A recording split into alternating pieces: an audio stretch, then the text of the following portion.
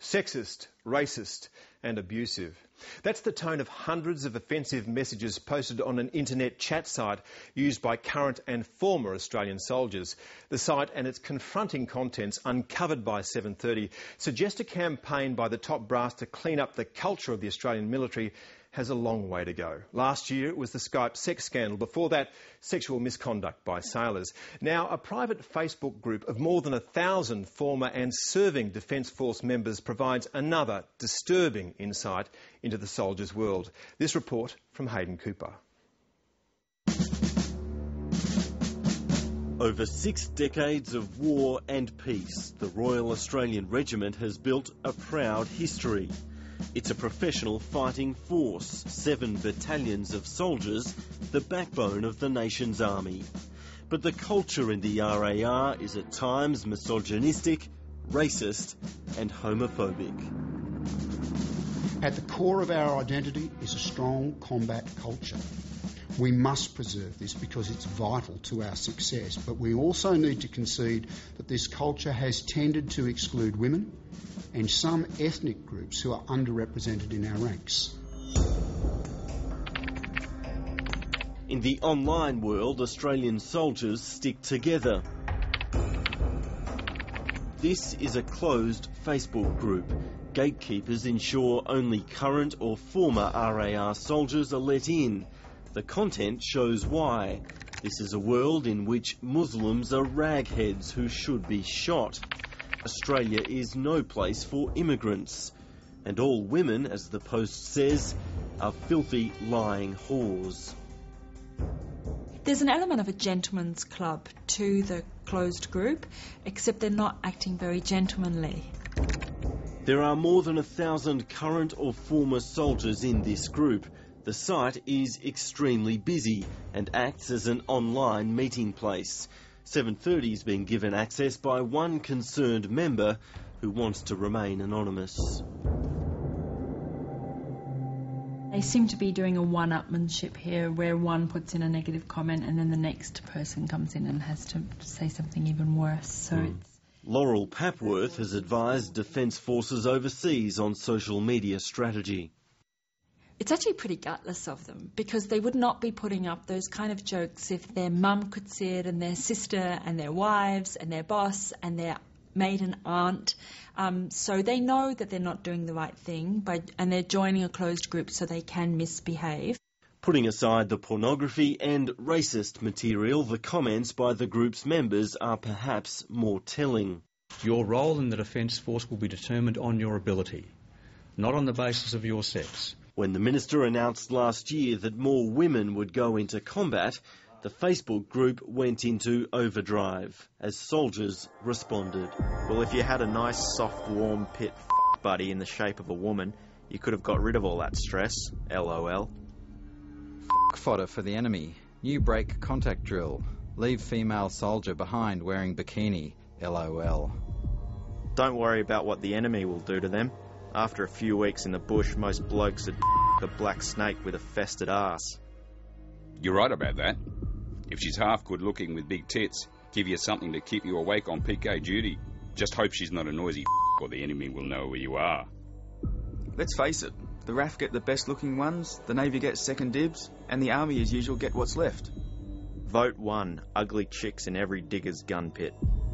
If you're on ops and get rubbish, who carries the tampon and sanitary napkins bag?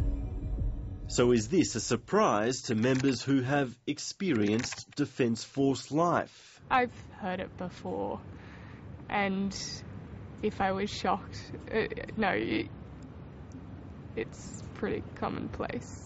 Naomi Brooks spent a year at the Defence Force Academy before deciding it wasn't the place for her. The trigger for leaving was the way a friend was treated by her peers after being raped.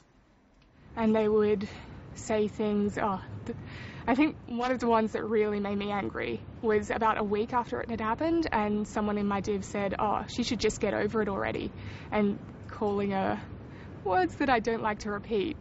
And then, when the Skype sex scandal was revealed, similar attacks took place on various social media sites. they would say things like, oh, she's such a slut, she deserved it, she was asking for it.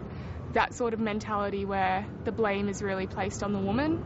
Comments like the ones on the Facebook groups aren't all that unusual, and because they're not all that unusual, as time goes on, they seem less and less obscene, and so it feeds back into itself. And throughout the year that I was there, those sort of comments became more commonplace because it wasn't seen as unacceptable. There is probably systemic ignoring of this kind of behaviour. Oh, it's you know, guys will be guys, just ignore it as long as they get the job done. And I'm not sure that that's an appropriate response to this kind of bad behaviour online. I'm very pleased to be here today. Lieutenant General David Morrison has been the Army Chief for 8 months. He's pushing ahead with efforts to bring more women and more minorities into the services. Will it cancel out and negate any unfortunate incidents in the future? Unlikely. Human nature is human nature, irrespective of whether it's lived in uniform or without. In this case, the defence hierarchy was alerted to the Facebook group and its contents 8 months ago. A member of the group wrote to the Chief of Defence and the Department Secretary. He also took his concerns to the Minister's office more than once. It raises questions. Why has nothing changed, and what should be done? Catherine Lumby advised the NRL when it first set out to overcome abusive attitudes. The Australian Defence Force has really, I think, just started the process of cultural change, and they've got Elizabeth Broderick, who's a terrific person to head that up. And I think that this shows that these attitudes are there are problems, and they're going to have to commit to really long-term change.